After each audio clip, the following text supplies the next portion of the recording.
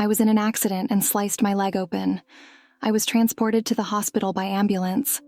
As soon as I was hit, my entire life flashed backward in seconds. It was like watching a movie, but much faster. Every element of my life appeared on that screen.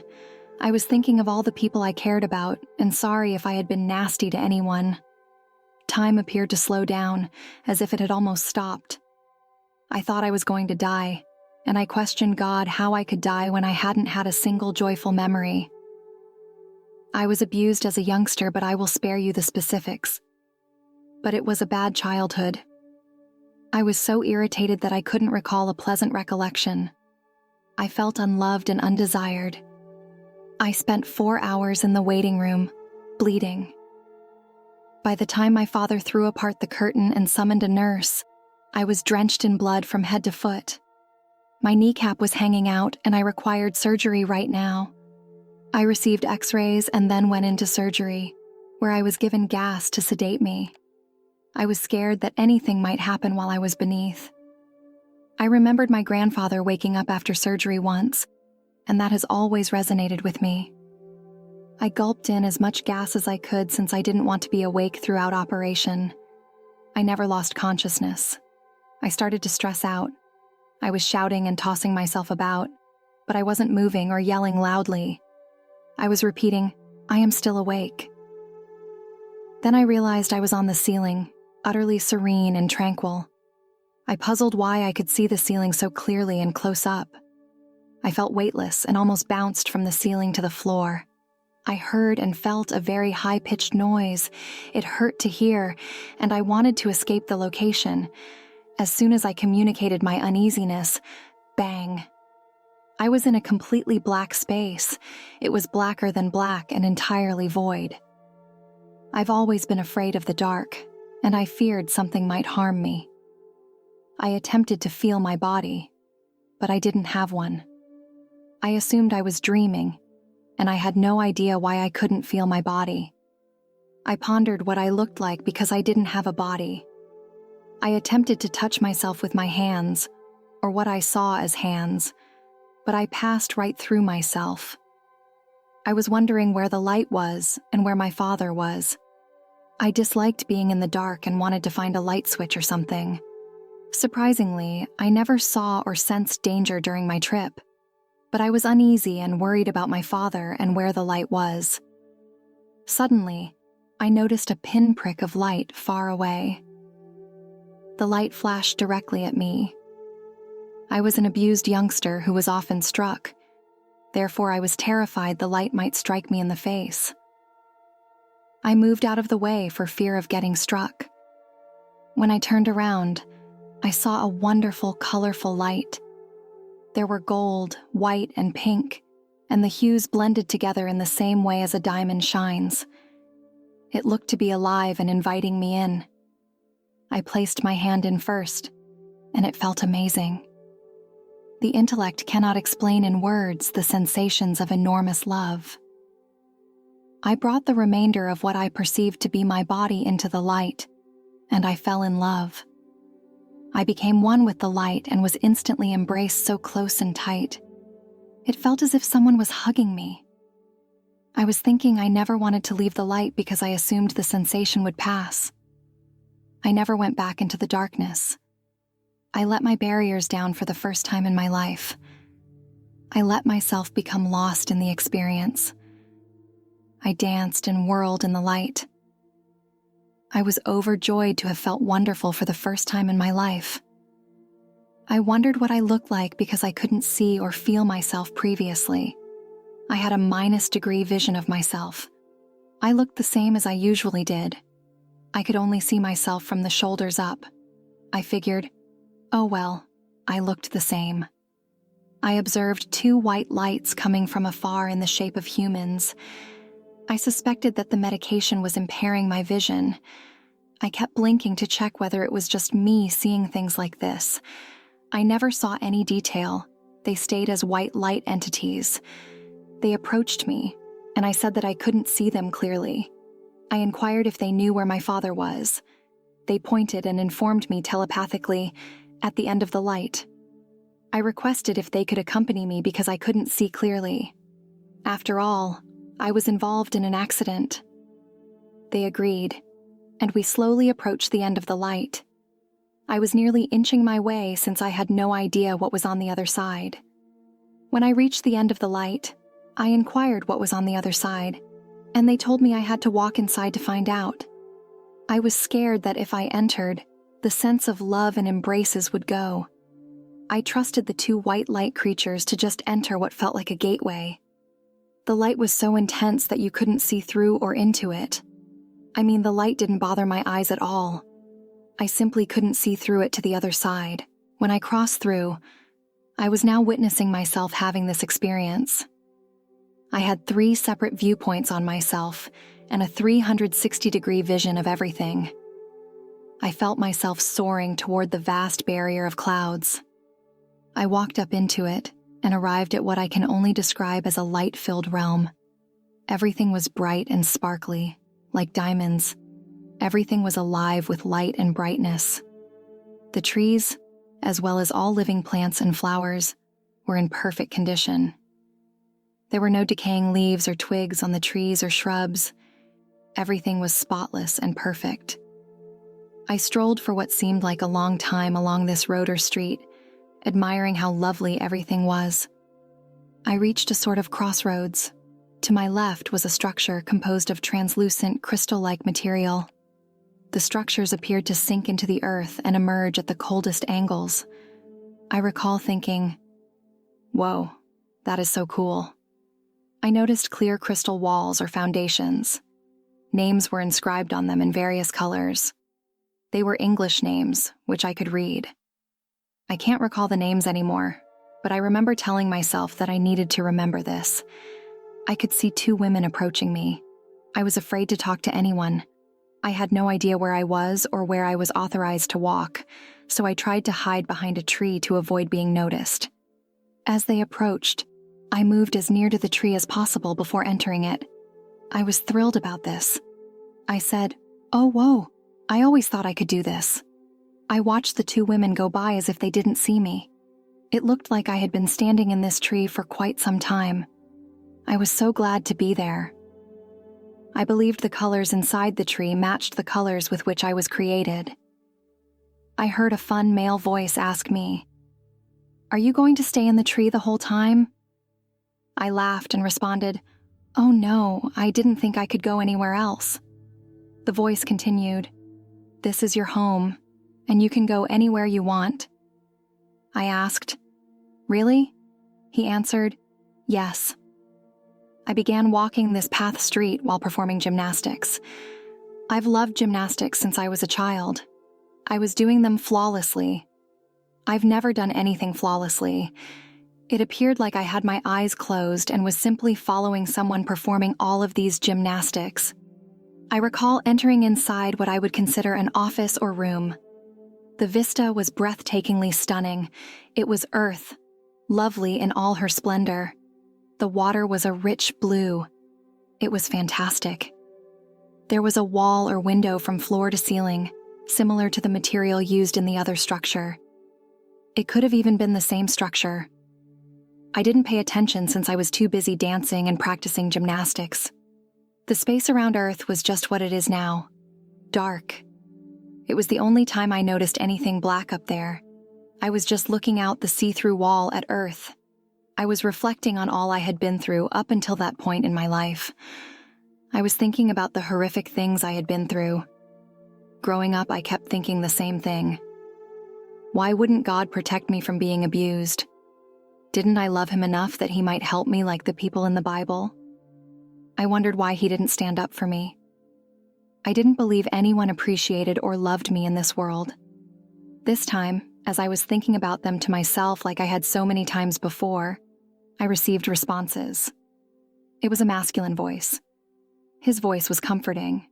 It was pitch perfect and music to my ears. I asked, "Why won't God protect me?" He said, "He will." I said, "He will?" He said, "Yes." With each answer, I could feel the weight of worry come off my spirit, much like the saying, "the weight of the world on your shoulders." I said, I didn't do all those things of which I was accused, but no one would believe me. He said, I believe you. I said, you do? I can't tell you how great it felt to have someone believe me. I said, I wish I were beautiful. He said, you are. I said, I am? He said, yes. I said, oh really? Because when I saw myself in the light, I looked the same. He said, that's not you. I said, really? I was thinking to myself about how I've always wanted to be more beautiful than I thought I was. I said, I wish I could sing well. He replied, you do. I said, really? He said, yes. I said, I wish I was perfect. He said, you are. I said, I am? He said, yes, you are. It appears like you were receiving a lot of good feedback. I assumed I must have done something wrong to be assaulted. I assumed it was because I was a naughty child. I wasn't, but I did say that I didn't consider myself flawless because I was always outmatched. I tried to be perfect all the time so that no one would be furious with me, but I always made mistakes. I didn't want God to be furious with me. I still am whenever I think about it. A man entered the room through a door behind where we stood. He was also quite attractive, having a similar smile on his face to Jesus. He looked delighted to see me and offered Jesus a scroll. There was a small pedestal next to Jesus, and he signed something. The visitor did not remain long, leaving by the same door he had come. After that, Jesus asked me to accompany him somewhere so he could show me a few things. We walked for what felt like a long time. The landscape was immaculate and everything was in blossom.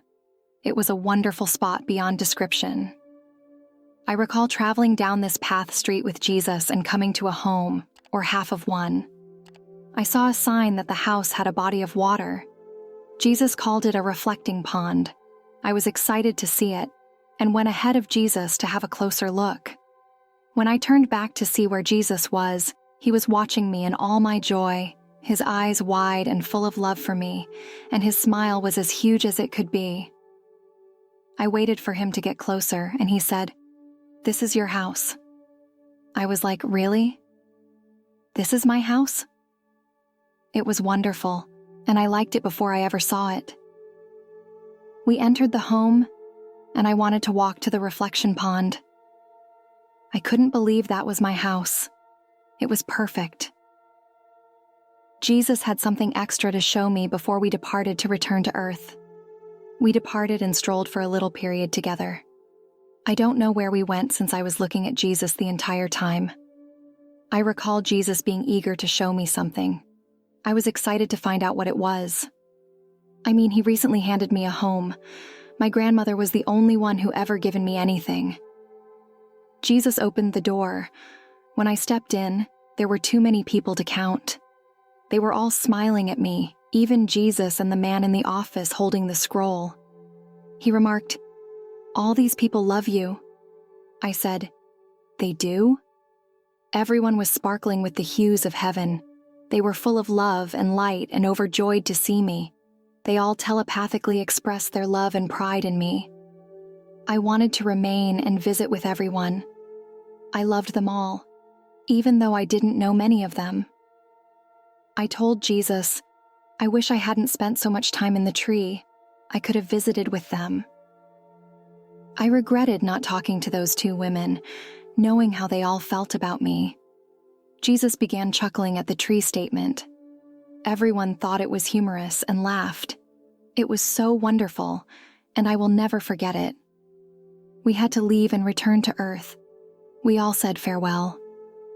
Jesus and I abandoned everyone. Jesus had to do something before we set off together to return. He mentioned that it could be unusual or bizarre.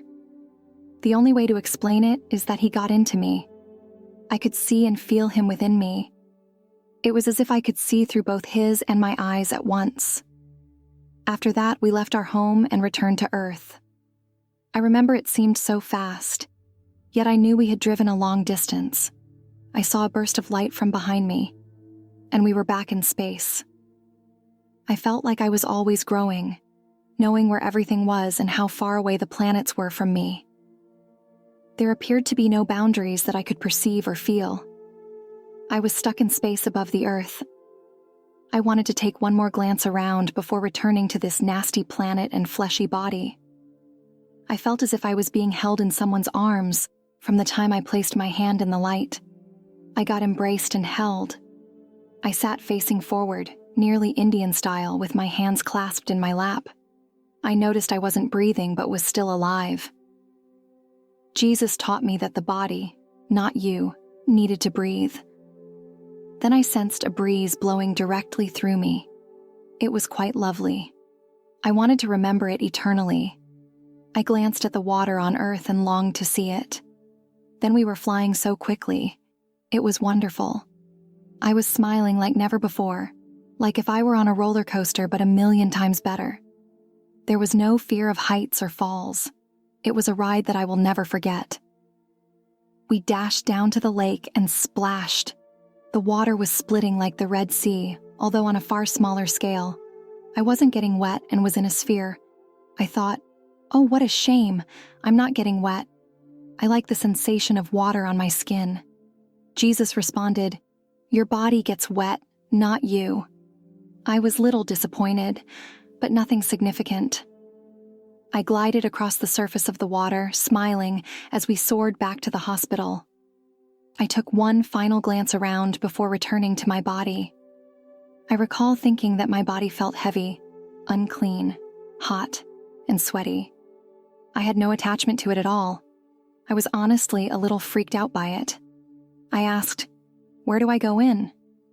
Jesus replied, me, my body, and I readily entered. I entered at the bottom of the sternum. It was strange being in the body.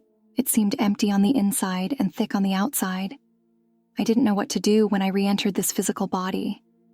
I bounced around on the inside for a few seconds until finding the legs, then back up the legs, down the arms, then back up the arms.